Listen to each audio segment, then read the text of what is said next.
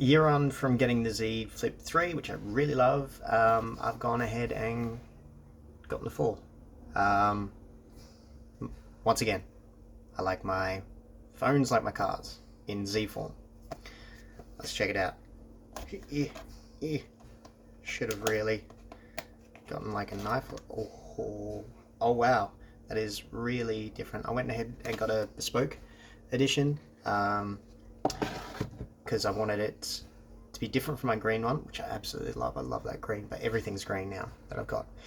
So I wanted it to be different, and with Bespoke you choose your colors, you can choose different front, back and frames, but I went for the same front and back because I wanted it to match the Z, and instead of going black and white, which I really should have because it matches my beard, my dog, my bike, my car, I went for red and black.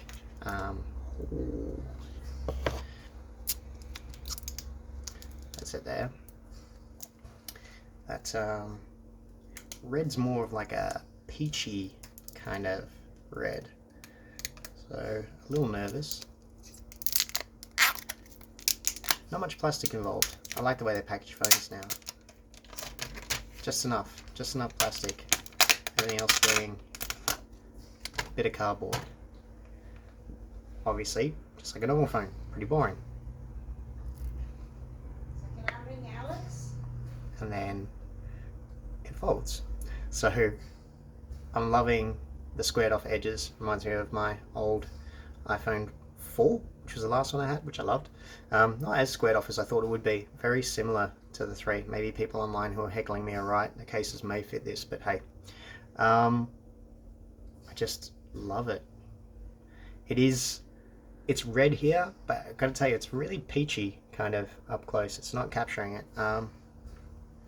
Definitely going to suit the interior of the Z. Super happy. Flip 4 Bespoke Z phone. Black and red. That's gorgeous. Thanks. Oh, and that was my mum calling out in the background.